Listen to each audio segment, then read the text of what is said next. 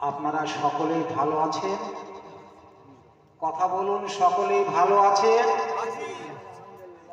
মুসলমানের ছেলে আমরা, বলেন মুসলমানদের তুলে দেবে কে?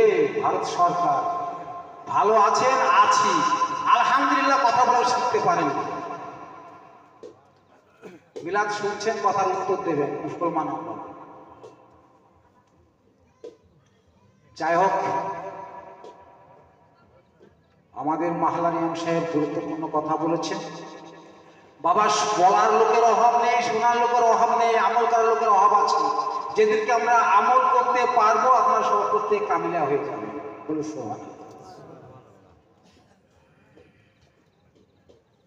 আমরা আজ এই বাড়িতে আল্লাহর জান্নাতের বাগানে বসতে আমরা পেরেছি।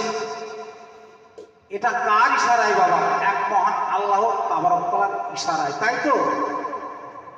তাহলে আমরা তিনার প্রতি শুকরিয়া গুজারি করি। আমরা একই সুরে পাশাপাশি বসে হাতে হাত মিলিয়ে কাঁধে কাঁধে মিলিয়ে উচ্চ স্বরে বলি আলহামদুলিল্লাহ। তারপর পরে আকাই নাম তাজদারে মদিনা মোহাম্মদ মুস্তাফা, যেনাকে সৃষ্টি না করলে আমাদের সুবহানাহু ওয়া তাআলা কিছু সৃষ্টি করতেন না, সে আল্লাহর হাবিব মুহাম্মদ রাসূলুল্লাহ সাল্লাল্লাহু আলাইহি সাল্লাম, তিনার উপরে অসংখ্য দরুদ সালাম বর্ষিত। আমরা আবারও জোরে সহিত বলি আমিন, আল্লাহুম্মা আমিন।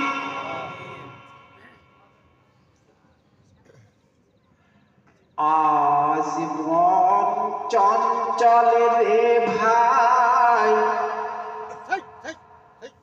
ঝরে দুটি আখি,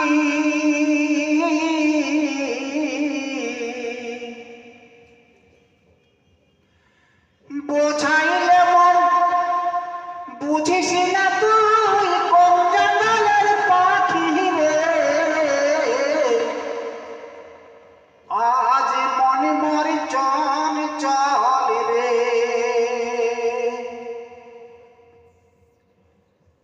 কাঁচা বাঁশের পালকি হবে, শুকনো পাটের দড়ি,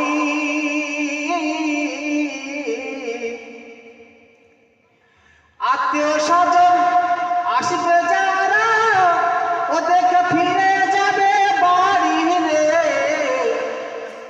আজ মনে মরে চঞ্চল রে, মাকান দিবে বেটা বেটা, বোন কান দিবে ভাই, নিজের স্ত্রী সে কান দিবে, আমার কেহ নাই রে। আজ মনে মরে চঞ্চল রে, আজ মনে মরে চঞ্চল রে ভাই, ঝরে দুটি আখি, বোঝাইলে মন বুঝিস না তুই কোন জঙ্গলের পাখি রে। আজ মনে মন চঞ্চল রে, মাকান দিবে বেটা বেটা, বোন কান দিবে ভাই, আত্মীয় স্বজন সবাই কাঁদবে, তোমার কেহ নাই রে। আজ মনে মনে চঞ্চল রে, কুলের পাতা গরম পানি গোসল করাবে, গোছুল রায়া তোমায় কাফানে জড়াবে রে। আজ মনে মনে চঞ্চল রে, কাফানে জড়াইয়া তোমায় আতর লাগাবে, আতর ছোমা মাখাইয়া ও তোমায় কাফনে বাঁধিবে রে। আজ মনে মনে চঞ্চল রে, আল্লাহুম্মা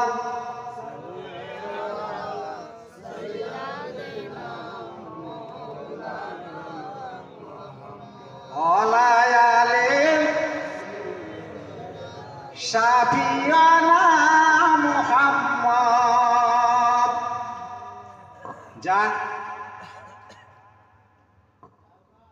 আমার বিগত বক্তা ওনার আমার বিশ্বনবীর দিক দিয়ে কিছু বলেছেন, আমি একটু অন্য লাইনে যাচ্ছি। অন্য লাইনে গিয়ে আমি কিছু কথা বলছি, আপনারা শুনবে। আমার পর তো আরো ভালো বক্তা রয়েছে, নাসিরউদ্দিন সাহেব হাদিস কোরআন থেকে বলবেন। দেখুন, তাইপাশির একটা ব্যবসা ছিল বাবা। ব্যবসা হচ্ছে কি, ওই দেশের নারীরা, ওই দেশের মেয়েরা মক্কা শহর থেকে ছোট ছোট শিশুকে নিয়ে গিয়ে লালন পালন করত।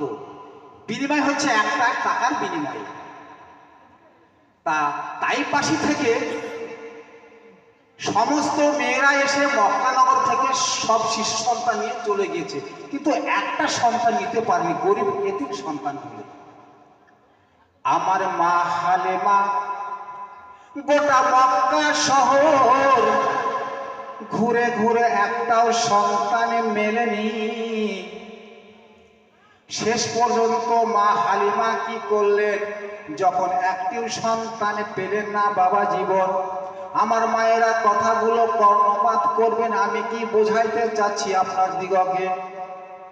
মা হালিমা যখন একটা সন্তান মিলাতে পারল না,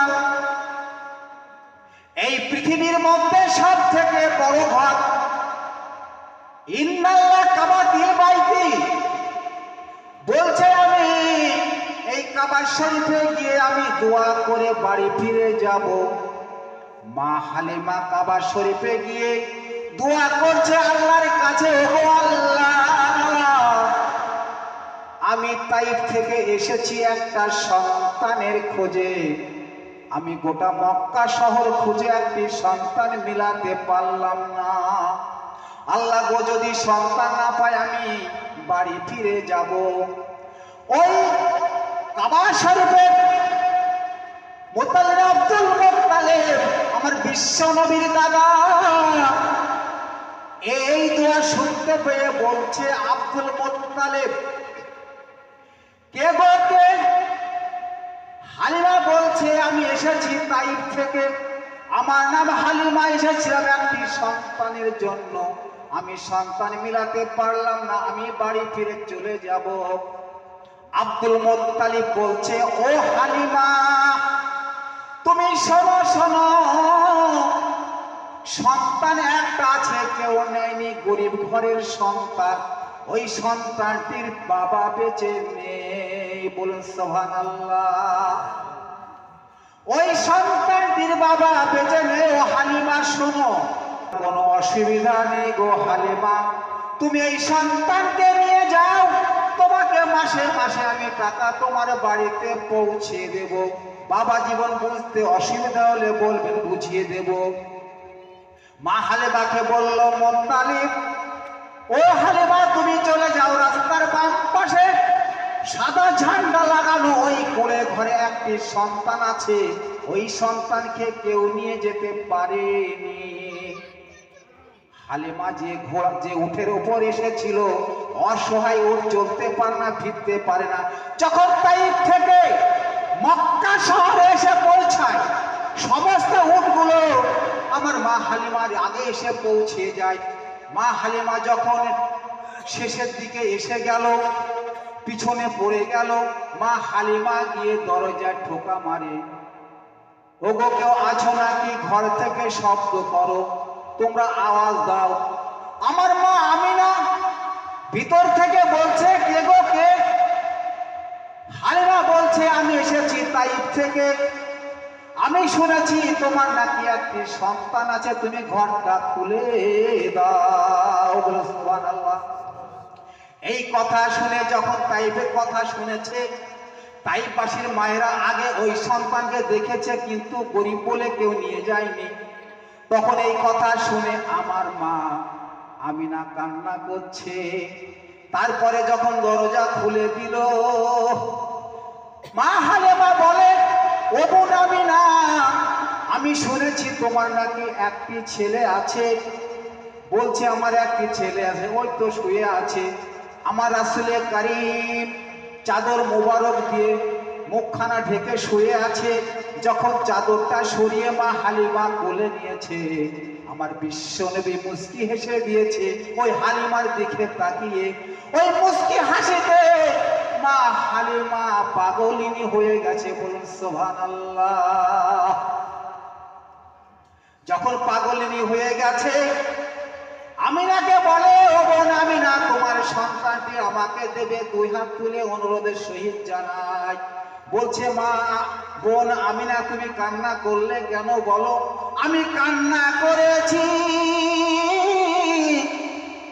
ওই তাইফ থেকে শত শত মেয়েরা এসে আমার সন্তানকে নেয়নি, গরিব বলে, ইতিম বলে। তুমি যদি নাও নিয়ে যাও, অসুবিধার তার কোনো কারণ নেই।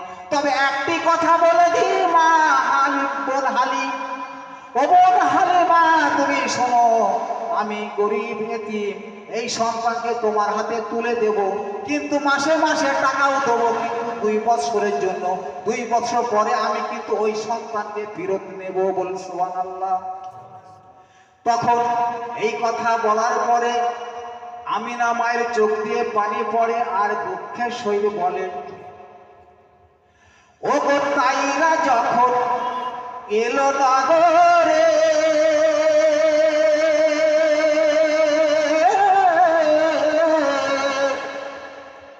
শিশু নবী মুস্তাফাকে ভালোবাসে, কোলে নিয়ে ফিরিয়ে দিল, কোলে নিয়ে ফিরিয়ে দিল গরিব এতিম বলিয়া।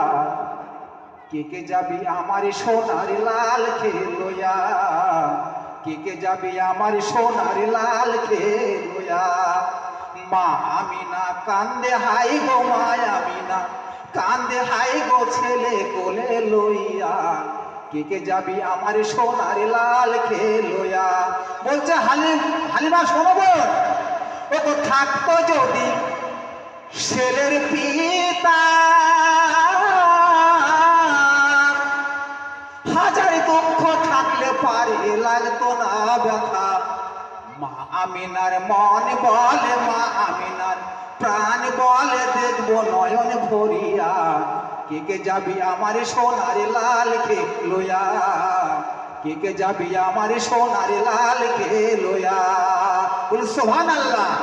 এই কথা বলে শুনে যান বাবা জীবন মায়েরা, বিস্তারিত ঘটনাটা কি বলি শুনে যান, বুঝে যান। আমার বিশ্ব নবী ওই এতিম সন্তানকে কোলে নিল হালিমা। কোলে নিয়ে যখন ডান দিকের দুধে মুখ লাগাতে বলল, আমার বিশ্ব নবীকে, আমার বিশ্ব নবী মুখ লাগানোর আগে মা হালিমার একটি সন্তান বাড়িতে আছে, দ্বিতীয় কোনো সন্তান নেই। আমার মা হালিমার দুটো স্তন দিয়ে দুধ প্রবাহিত হতো না। আমার যখন বিশ্বনবী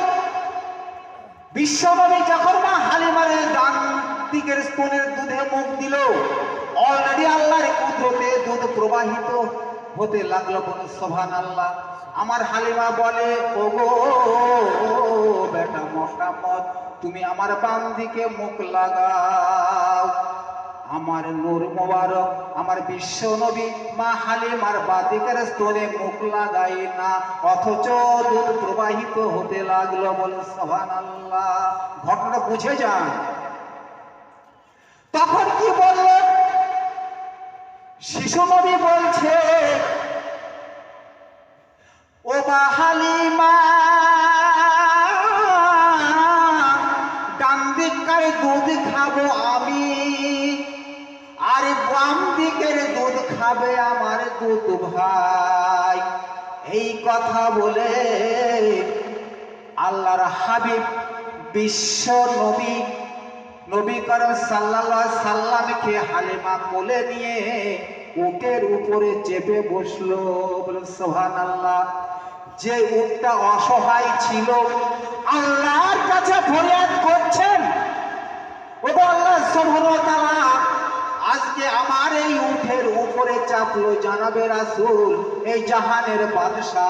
আল্লাহ গো, আমি আর যদি অলসতা করি, কাল কিয়ামতে তোমার কাছে মুখ দেখাতে পারবো না। উঠে বলছে, উট বলছে আমি জানো সবার আগে আমি তাইফে পৌঁছে যেতে পারি, বলুন সুবহানাল্লাহ।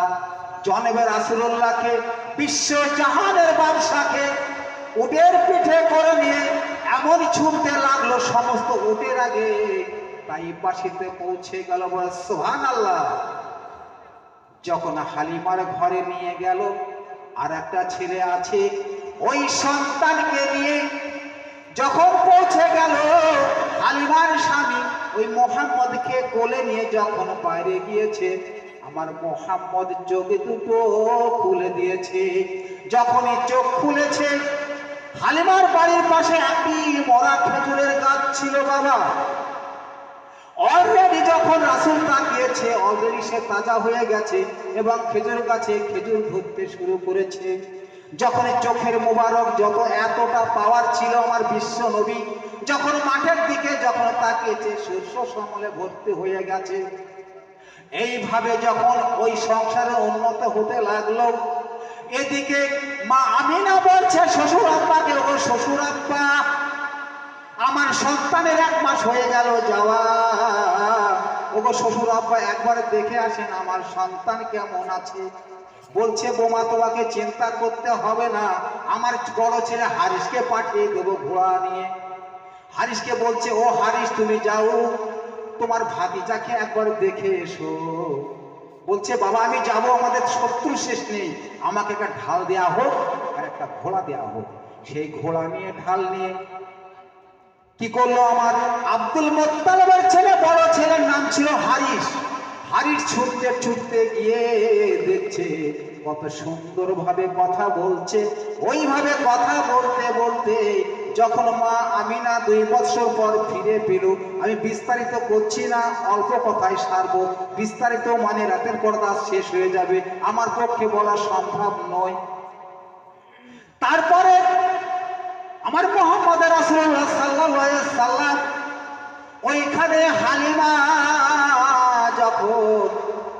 যখন আমিনাকে পাঠিয়ে দিচ্ছে, তখন কি বলছে, আমার মুহাম্মদের নূর দেখে ওই তাইফবাসীরা বলছে, কি বলছে দেখুন, ইউসুফ আলাইহিস সালামের চেহারা এমন একটা চেহারা ছিল, যে চেহারা দেখে মিশরের মেয়েরা সব পাগল হয়ে যেত, এত সুন্দর চেহারা। কিন্তু আমার বিশ্বনবী থেকে বেশি নয়। সেখানে কি বলেছে, হযরত ইউসুফ সাল্লাল্লাহু আলাইহি সাল্লাম, ওগো ইউসুফের জন্য যারা পাগল হয়েছে, হযরত ইউসুফের জন্য যারা আঙুল কেটেছে, তারাই কি আমার নবী দেখেছে। হযরত ইউসুফের জন্য যারা আঙুল কেটেছে, তারাই কি আমার নবী দেখেছে।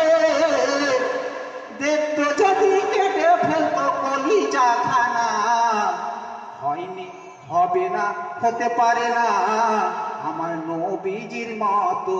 আল্লাহুম্মা সাল্লি আলা সাইয়্যিদিনা মাওলা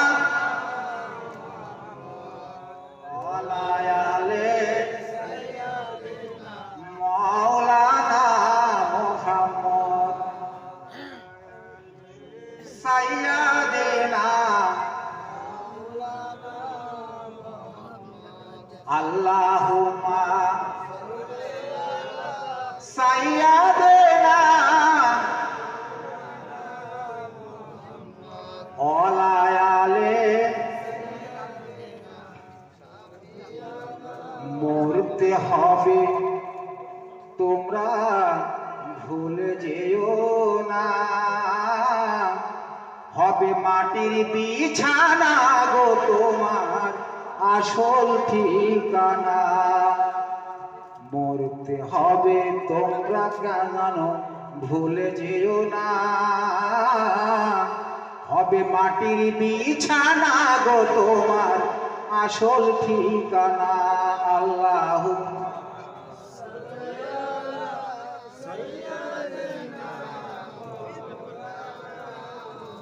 ওয়ালা আলে শাফিওয়ানা মুহাম্মদ।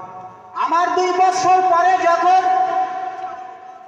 আমার বিশ্ব নবীকে যখন মা আমিনা নিয়ে এলো, আমার বিশ্ব নবী গ্রামের ছেলেদের সাথে খেলাধুলা শুরু করলো।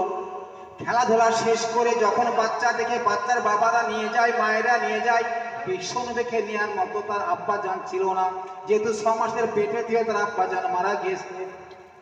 মা আমিনাকে বলছে বিশ্ব নবী, ও মা গো, ও মা তুমি বলো বলো আমার পিতা কোথায়?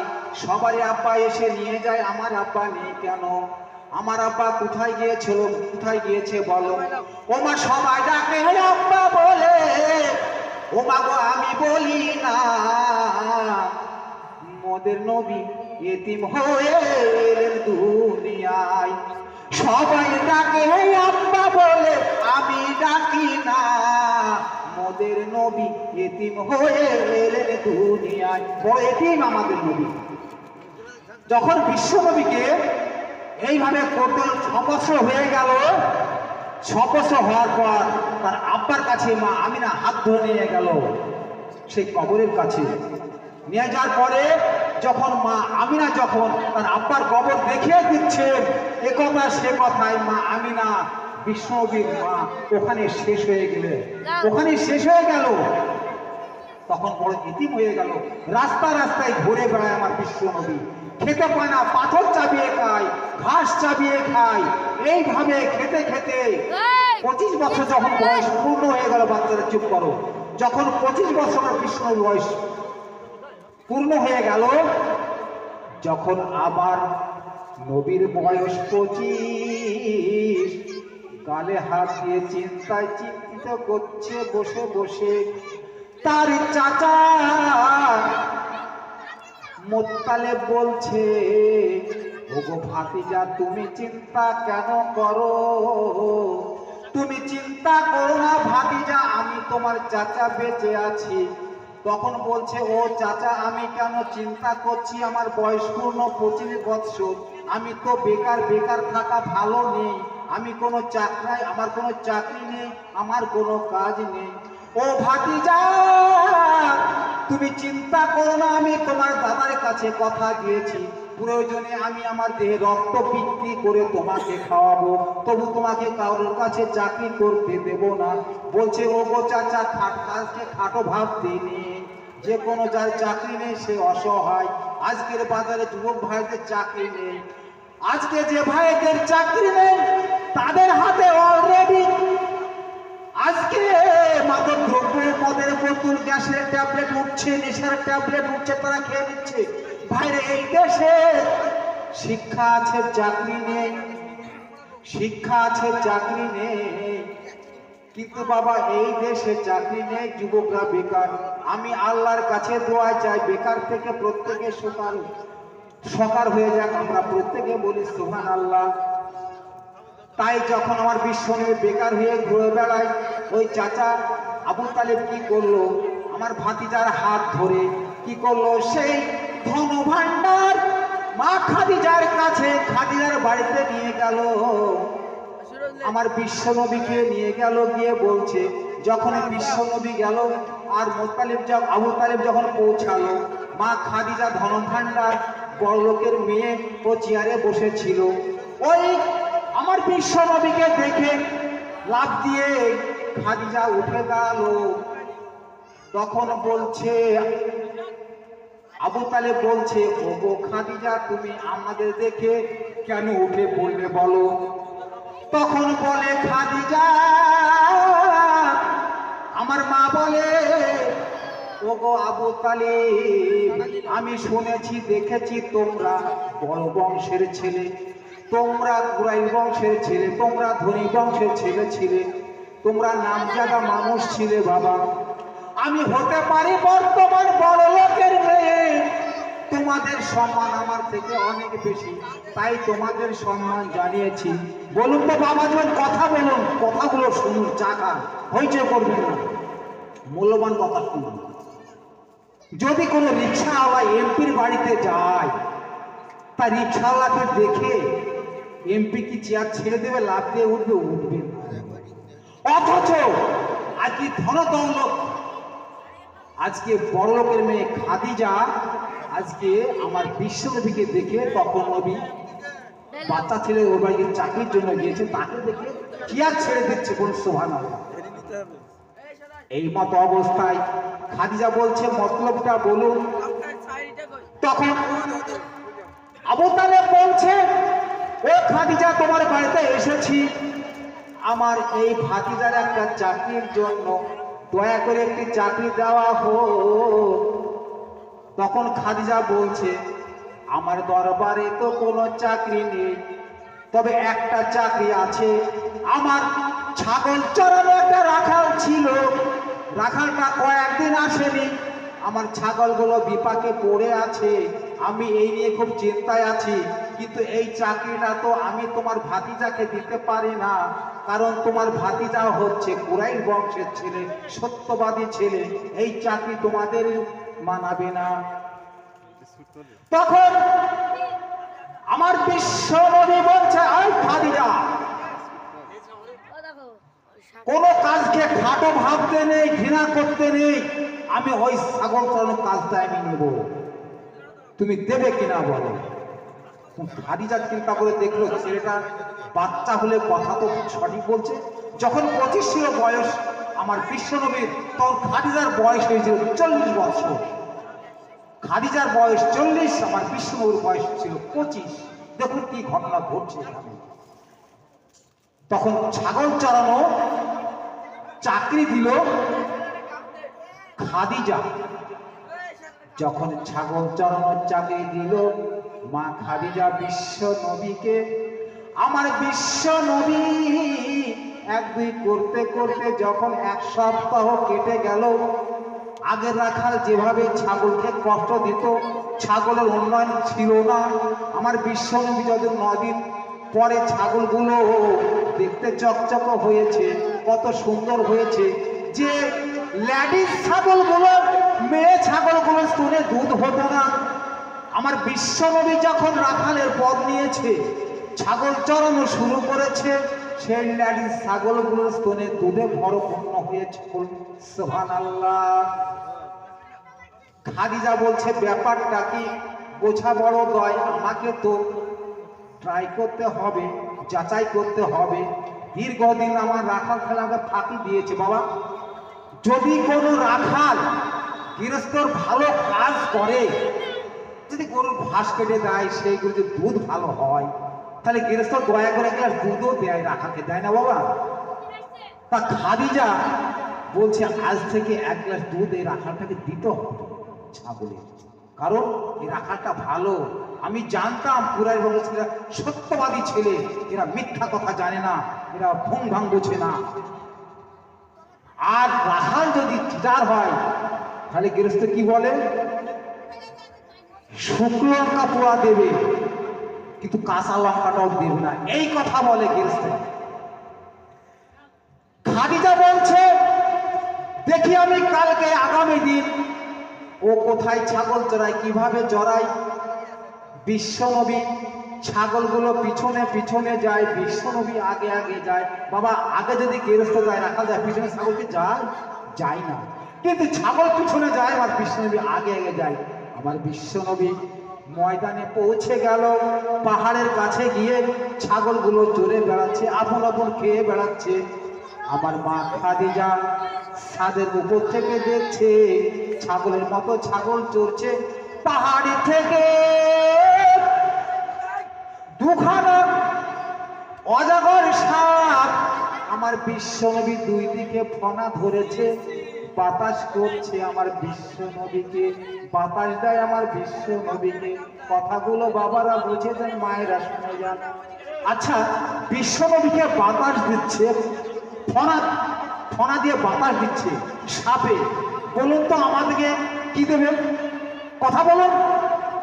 বিশ্বনবী যে বাতাস দেয় আর আমাদেরকে দেয় কামড়, তাই তো? সাপে দেয় বাতাস আমার নবীকে, আর সাপে দেয় আমাদেরকে কামড়। কামড় দিলে হসপিটালে যেতে যেতে ইন্না লিল্লাহি ওয়া ইন্না ইলাইহি রাজিউন, শেষ। আর কোন কথা নেই বাবা, বোঝা যাচ্ছে কথাগুলো? একবার সুবহানাল্লাহ বলুন, জোরসে বলুন, আওয়াজ দিবেন, নারায়ে তাকবীর, নারায়ে তাকবীর। বোঝা গেল বাবা কথা? এবার বিশ্ব নবী এইভাবে যখন ছাগল চড়িয়ে বাড়ি আসছে, উপর থেকে আল্লাহর তরফ থেকে বলছে, ও আকাশ তুমি শুনে যাও, আমার হাবিব রাস্তা দিয়ে হেঁটে যাচ্ছে ছাগল নিয়ে, আমার হাবিবের উপরে যেন এক টুকরা রোদ না লাগে। আল্লাহর হুকুমে মেঘলাই আমার বিশ্বনবীর মাথার উপর দিয়ে চলে যায়। এইভাবে করতে করতে সমস্ত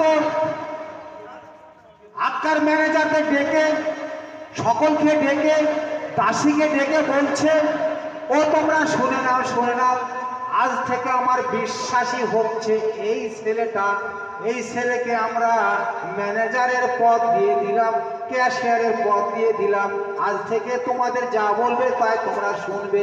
তখন যারা ক্যাশিয়ার ছিল বলছে, আমরা তোমার কাজ করব না।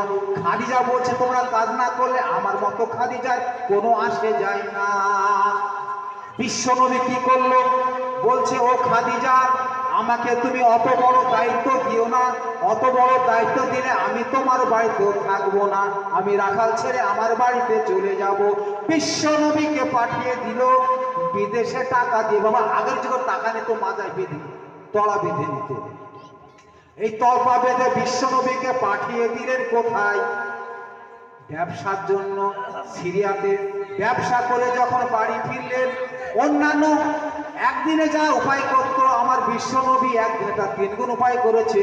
বিশ্বাসের উপরে নির্ভর করে যখন বলছে, এ বিশ্বনবী, আজ থেকে আমরা তোমার কোনো আর হিসাবে নেব না, এই কথা খাদিজা তার দাসীকে দিয়ে বলতে বলেছে। দাসীকে দিয়ে বলছে, ও বিশ্বনবী, আজ থেকে তোমার ওই মালিক তোমার কোনো হিসাব নেবে না। এই কথা বলার পরেই বিশ্বনবী ভাবছে, যদি হিসাব নেয় কবে বলবে ওই আব্দুল্লাহর বেটা 10 টাকা খেয়েছে, ওই হিসাব রেখে ও বাড়ি চলে গেল। খাদিজা দেখছে ও আর আমার বিশ্বনবী ওর বাড়িতে নেই। তখন খাদিজা প্রেমে পাগল হয়ে চলে গেলেন বিশ্বনবীর বাড়িতে। গিয়ে বলছে আবু তালেবকে, ওগো আবু তালেব, তুমি তোমার ভাতিজাকে বলো যা চাইবে তাই দেব, আমি তোমার ভাতিজার সাথে বিয়ে করব। তাই কি হয়?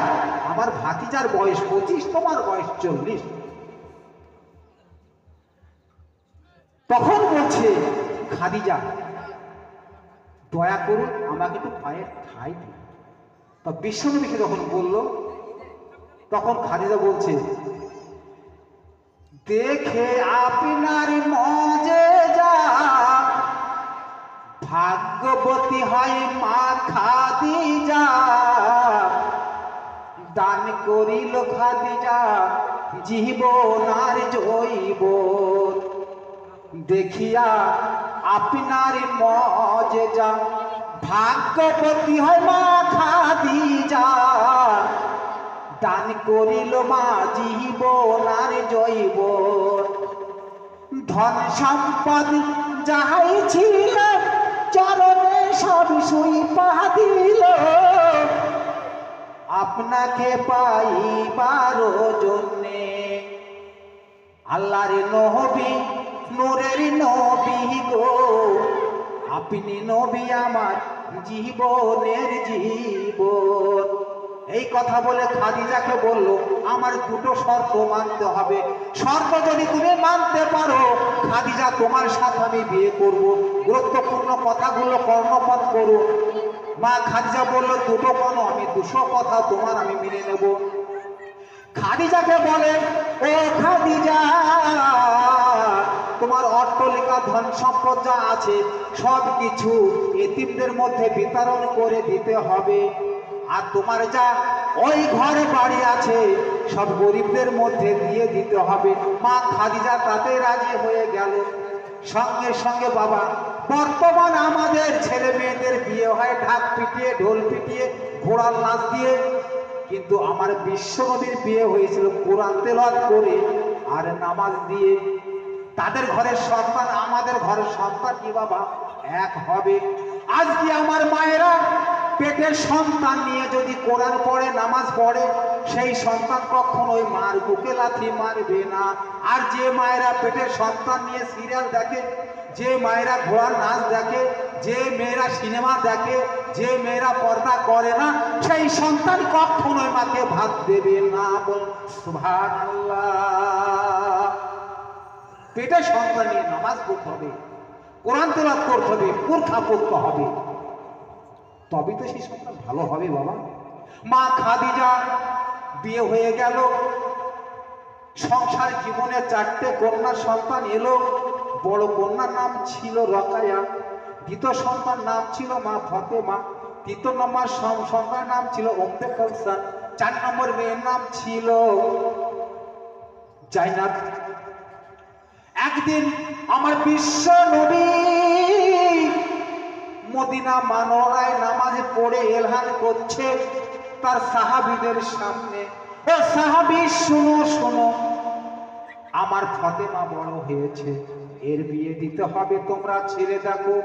কত রাজা ছেলে এসেছে, কাউকে পছন্দ করেননি। হযরত উসমান বলছে, আবু বকর বলছে, ওগো হযরত আলী, তুমি কি জানো যে বাড়িতে থাকো মা ফাতেমার বিয়ের কথা কাউকে পছন্দ হয়নি, মনে হয় তোমার জন্য অপেক্ষা করছে। যে কোনো ভাবে মা ফাতেমার বিয়ে দিয়ে দিল হযরত আলীর সাথে। দেওয়ার সময় আমার বিশ্বনবী বিয়েতে গিফট করেছিল একখানা পানি তোলার জন্য মশা, আর একখানা খেজুর পাতার তোষক, আর একটা দিয়েছিল 4টি রুটি বানানোর জন্য। আচ্ছা ছেড়ে দিচ্ছি, এখানে শেষ করছি। বলার মাধ্যমে ভদ্রলোক ক্ষমা করবেন, এখানে নাসিরুদ্দিন হুঁশিয়ারি দিয়েছে, উনি বলবেন ওয়া মা আলানা ইন্নাল বালাগ।